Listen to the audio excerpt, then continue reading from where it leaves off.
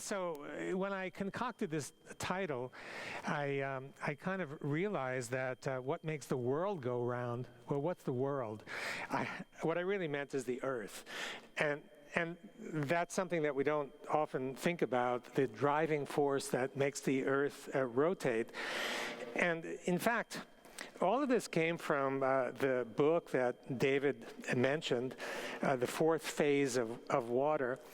And most of you, I think some of you have heard the presentations on the fourth phase of water. We all know three phases of water. We know solid, liquid, and vapor.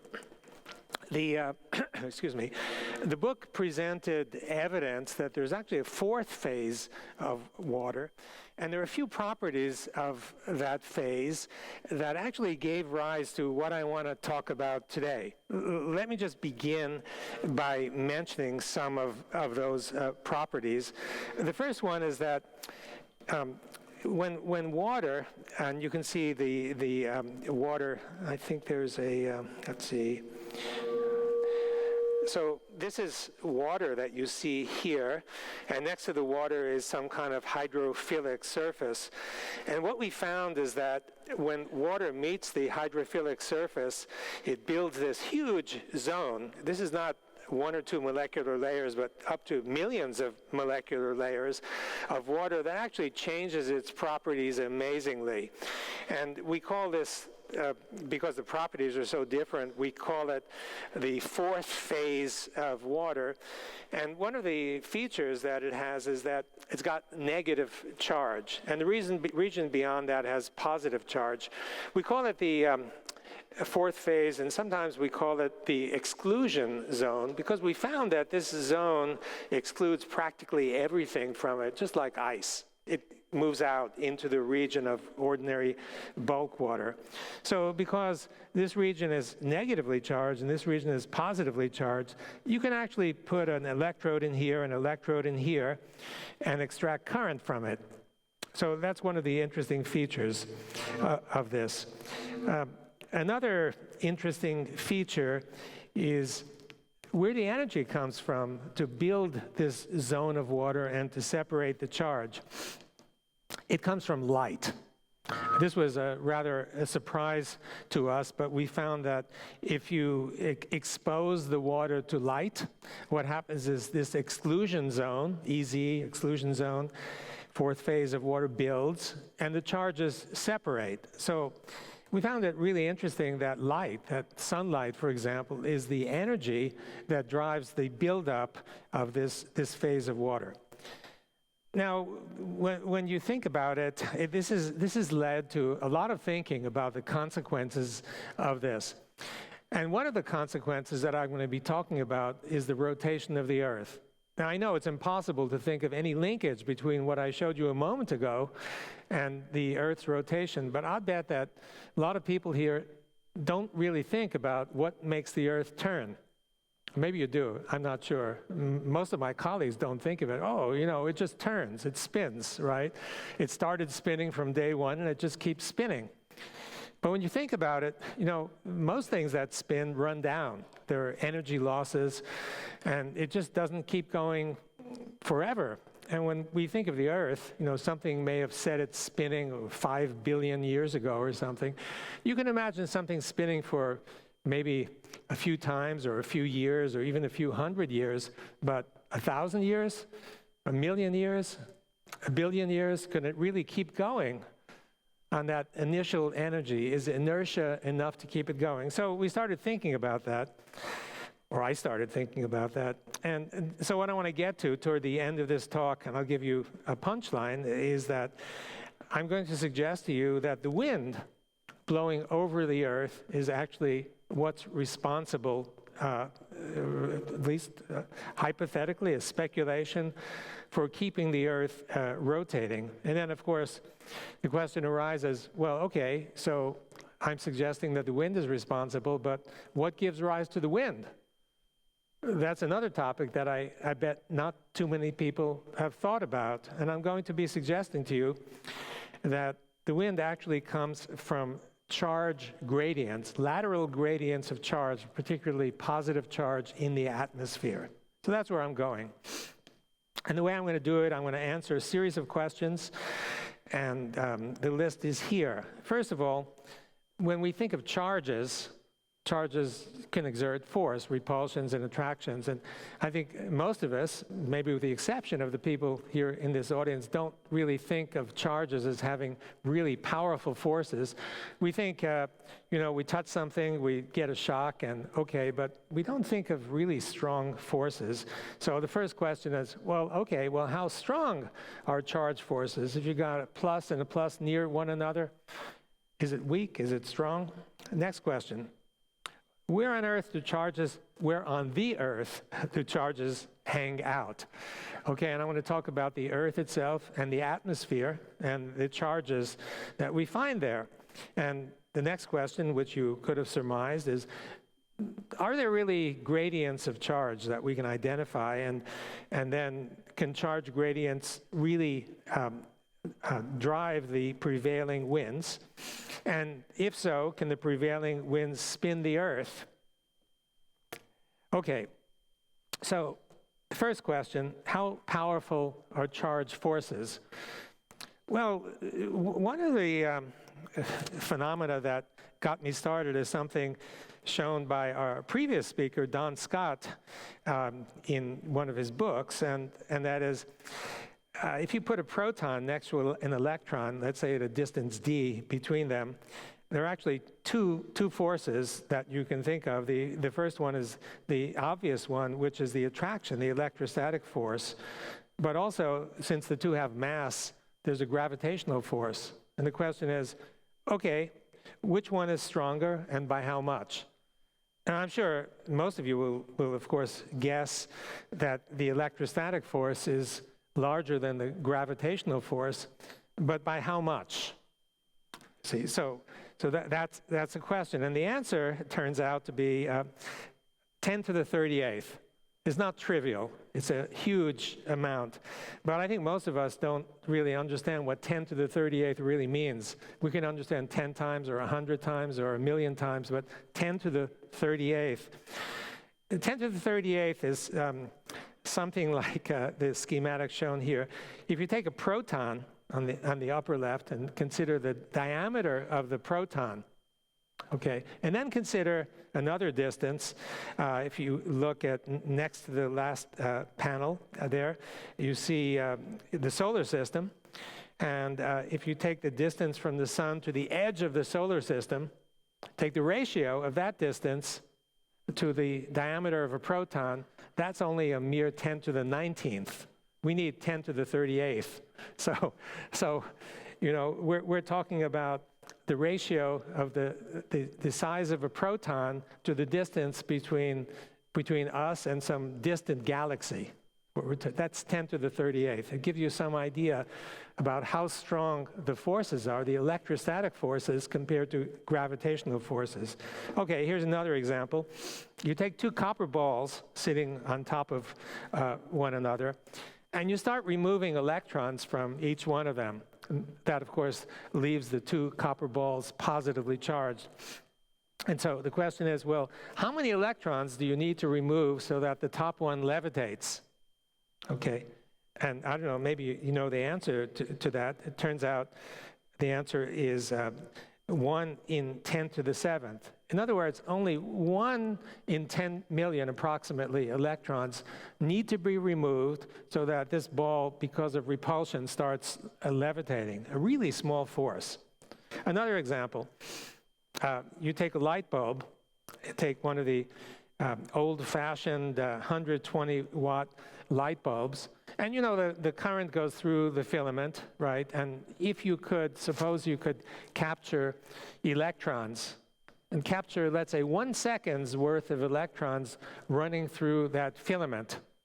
And suppose you could take that and compress it into, just like a sort of a nucleus of positive charges, you compress it into a dot. And you put one of those dots down at the bottom, resting on the ground, and the other one 1 meter higher. And so the question is, in order to prevent the levitation, and to keep it where it is, how much weight would you have to put on that?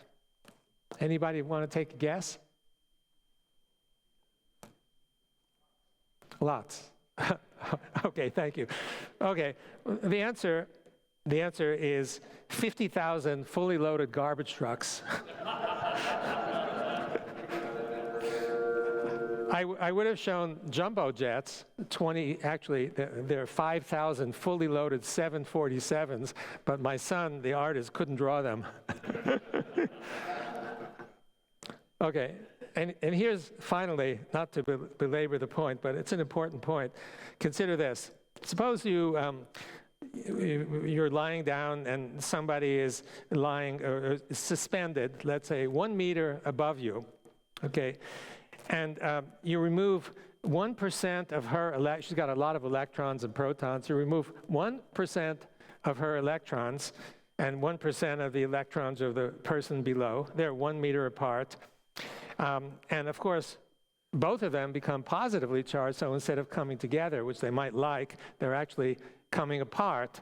And the same question, how much weight would you need to put on top of the upper person in order to prevent the levitation? I guess? Lots. Okay, how much is lots? Right, the Earth. the weight of the Earth. And this is not my calculation. You'll see it in Feynman's lectures. He calculated it. I guess he knows how to calculate. So in other words, the point of these somewhat repetitious slides is that charge forces can be astonishing. And if we don't take into account the force exerted by those charges, we're missing something, and probably we're missing something really important. Okay, so one question is, well, okay, so charge forces can be astonishing, but to do that, you need to have separated charges. And the question is, can substances really bear net charge? Okay, and the answer I'm going to say is yes, although chemists will generally say that no, they can't bear net charge because everything tends toward neutrality. But here's an experiment from last week. Here's an electrolyzer, and some of you may know this electrolyzer. You know, it produces so-called health-promoting water. If you drink, it separates the water into negatively charged and positively charged. But they don't tell you it's negatively or positively charged. It's high pH or low pH. And if you were to drink the low pH water, you'd spit it out because it's awful. It kills bacteria. But if you drink the high pH water, pH 10.5, 11.5, something like that, it tastes delicious. And there's a lot of evidence that it actually is good for your health. And you'll find in Japan, for example, this kind of water is if you have any kind of gastrointestinal problem, you go into a clinic, and I'm told by my colleague in Japan that the first thing they do is they put you on this alkaline water, and the government pays for it, so it's got something. Anyway, this has nothing to do with the health benefits of this water. But you can take the water, and you can, as you see on the left side, you can fill a couple of beakers with it. And what we did is we took a simple voltmeter, and we put one probe in the high pH and one probe in the low pH, and voila, half a volt between those. And the half a volt is sustained easily for an hour. That's as far as we went. So yes, you can have sustained charge in vessels of something. This is water. Here's another example. This one's kind of cool if you've seen it. This is well, you start with some beaker of water sitting on the top, and let me, so, let's see, so you start with the water, and then what happens is that the water divides into two columns, and the water drips into both. It passes through this ring, and it passes through this ring. By the way, this is called the Kelvin water dropper experiment done by Lord Kelvin. Okay, and the drips go through these, and these collect in this container, and these collect in this container. And what happens is that, well, you know, they drop into there, and after a while, the charge seems to build up in some way. And and then you get a zap, you get a discharge between those two electrodes. It's audible, you can see it, it's really astonishing. And if you look, I mean, and even before the zap, if you stop the flow, these two containers will sustain charge. So one's got negative and one's got positive. And these charges can be amazing if you look at the drops falling into the beaker after a lot of water has gotten, not enough to discharge, but quite a bit. And it looks like this. So at the bottom is the cup. And you can see these traces. These traces are actually falling droplets of water. They should fall into the cup. But the cup has so much charge, and the falling droplet is the same charge, that they get repelled. You can see these traces going upward. So it means that the charge forces can easily defy gravity. So we're talking about really strong forces. Now the point is, substances can bear charge, and charge forces can be huge. So I've answered the first question, how powerful are charge forces? And the answer is much more than most of us think, extreme. Next question is, okay, where on the Earth do charges hang out? And it's known, it's well known that there's an electric field. I remember when I was told that there's, you know, I come from a different field. I don't know what most of you people have known since childhood. And a Russian colleague of mine who was working in my laboratory one day just happened to ask me if I knew anything about the Earth's electric field. And I said, what are you talking about? You mean magnetic field? He said, no, electric field. And he said, you don't know about it? And it was kind of amazing. He said he grew up in Russia, of contemporary age, and he said every middle school student knew about the electric field of the Earth and the negative charge on the face of the Earth. And I guess in this country we don't learn that, or at least we didn't learn that. But anyway, it's well known. It's in the textbooks, especially the textbooks from 50 to 100 years ago. The electric field is about 100 volts per meter at the surface of the Earth. And there must be, therefore, some negative charge on the Earth and positive charge somewhere up there. So essentially, the point is that the Earth somehow bears negative charge. And again, back to the health issue, some of you may know that it's now advocated by people in alternative health or any kind of health to just walk barefoot on the beach. You know, if you walk barefoot on the beach, you're basically soaking up the electric charge, negative electric charge from the Earth, and you need that charge. The body needs negative electric charge to thrive. That's a different issue. I don't want to go into it. So it's called earthing or grounding, depending on where you come from. And in Japan and some of the other Asian countries, mud baths are pretty common, and mud baths are said to have healing properties. And I think the reason for this has to do with connecting to the negative Earth. Okay, so question is, now where does this negative charge come from? The standard interpretation, again, if you read Feynman's lectures, volume 2, chapter 9, lightning. This is commonly thought to give rise to the negative charge on the Earth. We don't get that much lightning, at least in Seattle, maybe here in Phoenix, there's more, but around the Earth, there are huge numbers of discharges, and so it's possible that the lightning comes, strikes the Earth, brings negative charge, and the Earth can't rid itself of that negative charge rapidly enough, and therefore it accumulates a net negative charge. Well, that's one idea. Another idea is that it may come from the Earth's water, and this, as you can see, came from the work that we had done to produce the book that I mentioned. See, if you have EZ water down, the Earth is, of course, filled with water, and if much of that is the fourth phase or EZ water, it bears negative charge. See, so that could be another source of this negative charge. And interestingly, the sun builds this EZ and negative charge. So we have some sort of relationship with the sun. Essentially, we have the sun beating on the Earth, and we have negative charge that builds.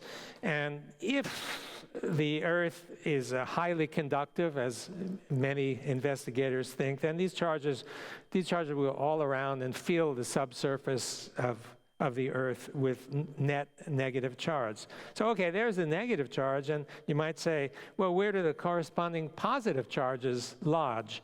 They're initially together with the water, but many of these protons evaporate into the air. So we have the negative and the positive ones, along with negatives, which actually form clouds, the positive ones are rising up into the air. And as they rise up into the air, you have a situation that looks like this. The Earth is negative, and then you have positive charges that begin rising up, as you see here.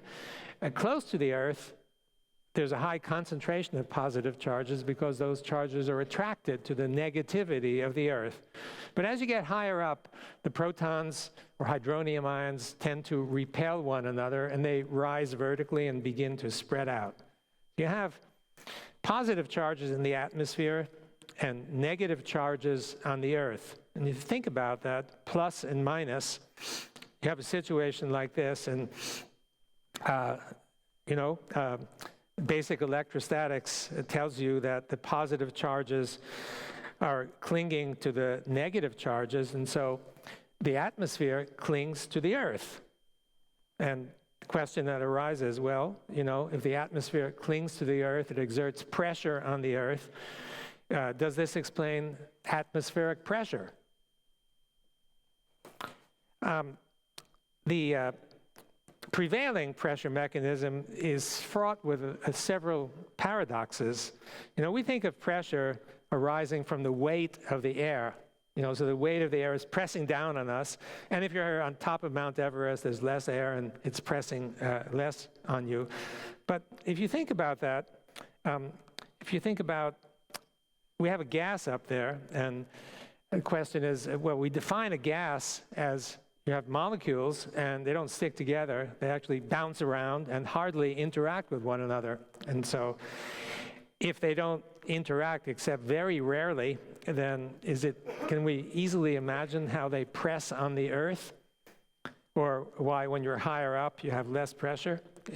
It's possible, but it kind of, when you think about it, those isolated air molecules not clinging to the Earth the way I suggested to you, but just sort of hanging out there, it leads to the spectacle of, there's a lot of winds up there, and why doesn't the atmosphere just blow away?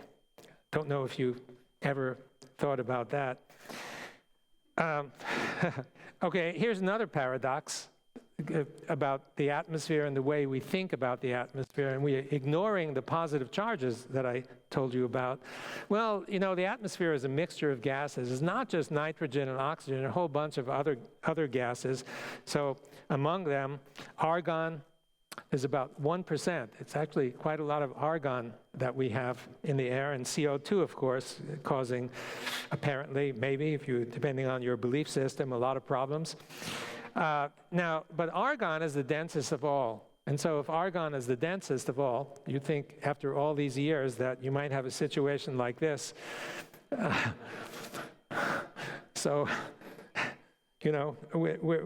If density really matters, we're fraught with a serious problem. Okay, so we got positive charges in the atmosphere and negative charges on the Earth. And so it's possible, I think, that atmospheric pressure may arise from the positive charges attracting to the negative Earth and pressing down. Quite simple. So, okay, where do those charges hang out? In the Earth and in the atmosphere. Next question. Are there substantial charge gradients, differences of charge that we can imagine?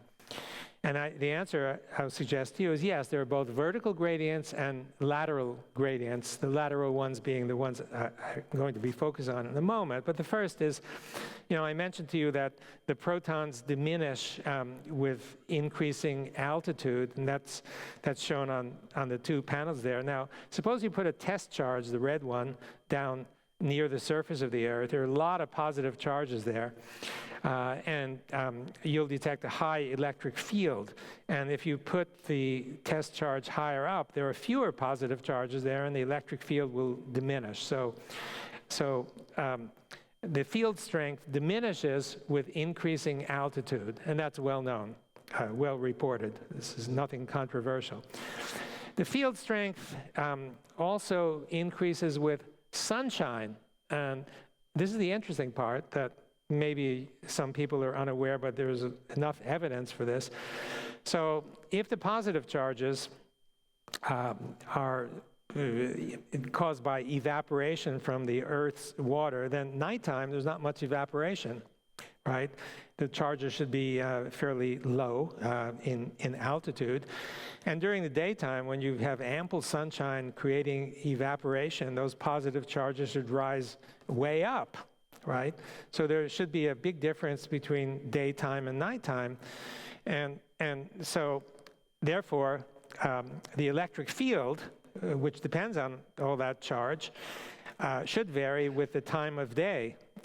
So if you have, for example, in the middle of the day, you ought to see a lot of electric field when you're measuring up, well up above the Earth. And at nighttime, it wanes, so it waxes and wanes. And the evidence for that is right here. So this is a plot.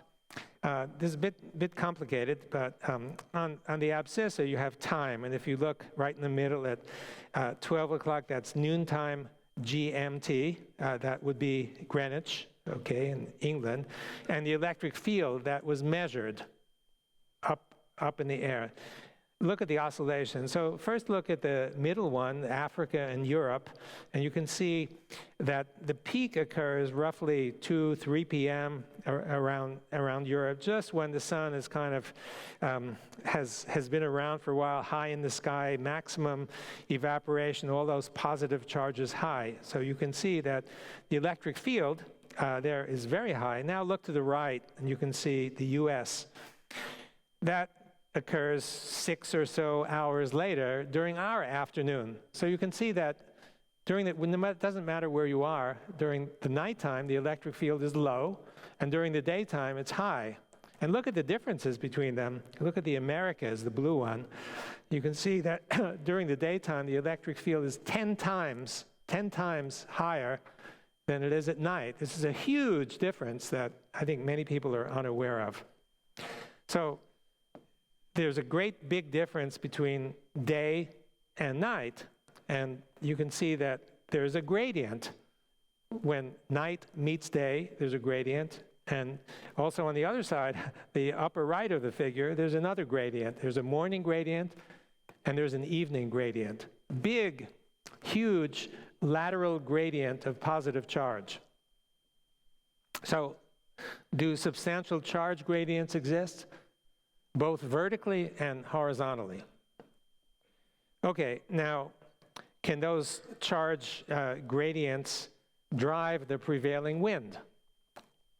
So, think about it. Seattle, on the left, you know, we're snoozing and snoring, and, you know, we haven't really gotten there yet, and New York is beginning to be bathed in sunshine, and if it's bathed in sunshine, those positive charges are rising up into the atmosphere. But at nighttime, there are very few of those, so there's a lateral gradient. Those charges repel one another. They want to get away from one another. Where do they go? Well, they're going to go to the left in this. And if the charges are moving, the charges are at least dragging the air with them, because these charges are either protons or more likely hydronium ions, and they're either dragging the air or they may be attached to the air, bound, for example, to electronegative oxygens or nitrogens. So the air is going to move also, and if the air moves, basically we have wind. So I believe that charge gradients can create wind, especially the large gradients with powerful forces that we're talking about. So there's a morning boundary and the evening boundary, and I think those give rise to something interesting and characteristic. Here's the morning boundary. Okay, again, New York has received its sunshine, and Seattle with the Space Needle is still dark, and we have this charge gradient. The charges is morning, the charges are beginning to rise up, and there's going to be a wind that goes across that gradient toward Seattle. Okay, now this is also shown on the next slide. Now, sorry, this one's a little complicated too, so let me explain. So this is the surface of the Earth spread out. So we have nighttime in the center, and we have morning on the right side and evening on the left side.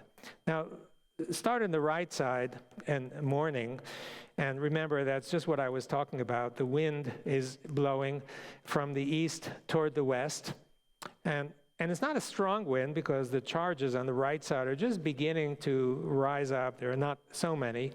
And it causes a wind, you might call it a morning wind, and the wind blows from east to west, and that's known as the trade wind.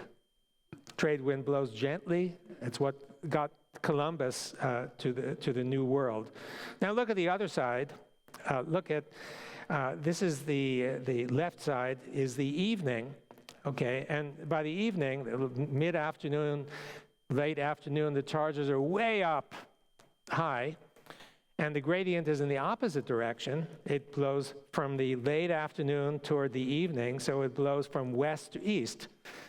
And anybody who's flown knows that there's a wind that blows continuously up high. It's called the jet stream that flows from west to east, and it's pretty strong, 100, 200 miles per hour. So if you fly to New York, it's quicker than if you fly from New York to Seattle or Los Angeles. So I think we can understand that this high wind is going to be stronger. This high westerly wind is going to be stronger than the low easterly wind because there are many, many more charges by late afternoon, by mid-afternoon to late afternoon. So I think those two gradients, from the morning gradient and the evening gradient, could perhaps adequately explain why we have trade winds and jet stream. So the question was, can charge gradients drive the prevailing wind? And I've shown you some evidence, suggestions that maybe that could be the case. Okay, now, can the prevailing wind spin the Earth? Well, you don't, if you think about it, you really don't need a whole lot to, you have a wind that's blowing at 100 or 200 miles an hour. Actually, you know, the Earth is spinning itself, right? The Earth is spinning at what is it, roughly, I think, 1,200 miles per hour compared to the reference frame of the cosmos. And the wind is going, the jet stream is going 100 or 200 miles per hour faster. So it's like the jet stream is blowing, and it could be blowing the Earth, and the Earth can't quite keep up. So it's a little bit slower, and that's why we have a jet stream relative to the Earth that's 100 or 200 miles per hour faster. So I think it's possible that we don't need these tall peaks. This is obviously just illustrative, but all you need is a gradient and something rubbing on the Earth or rubbing on some protrusions. So the advantage of this kind of wind mechanism is that, so the rotation of the Earth now no longer depends on the inertia. As I said, maybe you think differently, but it's difficult for me to imagine that inertia could keep us going for 5 billion years. It's a lot of time.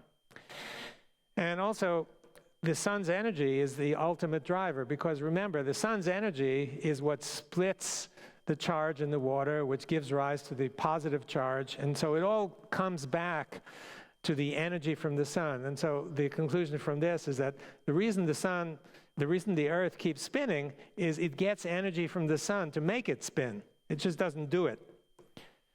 It's known that the rotation speed of the Earth is not constant. It fluctuates even by the day. If the Earth turned by inertia, there shouldn't be fluctuations. There are fluctuations, and so this can explain it. So the question is, can the prevailing wind spin the Earth? And I think the answer is possibly. Perhaps that could be. Finally, the last few slides, this is a sort of extra. And so I'm suggesting to you that there's charge flow around the Earth, right? Charge flow, wind. And I want to touch on magnetic fields because charge flow, current, magnetic fields, they're kind of tied together. And with those charges constantly, like the jet stream, constantly flowing around the Earth, basically, oops, sorry. Basically, we have a current that's flowing around the Earth. So think of a current now flowing around the Earth from west to east. And think about what we know from basic electrostatics and dynamics. If we have a current flow going this way, we have a magnetic field using the right-hand rule as shown here. Now think about applying this rule to the Earth. So the horizontal arrows, that's the wind, that's the jet stream that blows constantly around the Earth. It's a current. The current is flowing around the Earth. And if you have a current flowing that way, then those thicker lines show the magnetic field. So it's possible that you can actually get magnetic field occurring just from those charge gradients, creating current that flows around the Earth. So it's possible, I mean, we like to think that the Earth's magnetic field comes somewhere from the core of the Earth, but you know, nobody's ever been there to make that measurement. And it's kind of odd that you know, you got a magnet sitting there, but the angle of the magnet keeps changing, which it does. Sometimes it even flips. That's not, so I mean, we're really not sure that the magnetic field arises from the core of the Earth. And I'm suggesting to you that it's possible that the Earth's magnetic field arises externally and not internally. So I draw some conclusions, and I don't really mean that they're conclusions, I mean they're speculations. I've shown you very little evidence. I've shown you just a few ideas that have stemmed largely from the book that I produced and the ideas that went into it, and a bit of evidence, but mostly just logical sequences. And the first one is not is well known, and we all should know it, that charges can exert enormous forces. Sometimes we attribute phenomena to gravitational forces. For example, the settling in a beaker of water with some particles, we think of gravitation, but that beaker of water contains enormous numbers of charges. The charge forces outweigh the gravitational forces enormously. Remember, 10 to the 38th. The Earth bears negative charge. Again, there's a lot of evidence for that. Evidence starting more than 100 years ago and continuing. It's just that it's not really well known. The atmospheric scientists know that the atmosphere is full of positive charge. Oddly, it doesn't seem to me, I've never seen anybody make the suggestion that plus attracts minus, that atmosphere attracts Earth. It seems almost a no-brainer. One has to calculate how much force, but it seems like a really simple and easy interpretation of atmospheric pressure, that the atmosphere clings to the Earth because plus and minus attract. It's the sun's energy that builds that atmospheric positivity through evaporation. At night, there's not much evaporation, not much atmospheric positivity. And because of the regions between sunshine and darkness, you have lateral charge gradients. And remember how strong the force of those charges can be. And so that inevitably drives winds, and winds create friction. And the question is whether that friction is sufficient to create the Earth and keep it spinning and giving us day and night.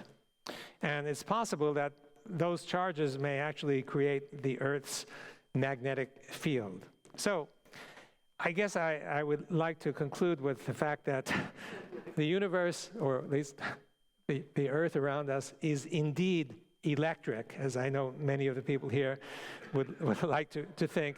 And also the point is that, alternative theories can sometimes make sense, and I end with one example of an alternative theory. This is an alternative theory for global warming and the rise of the sea.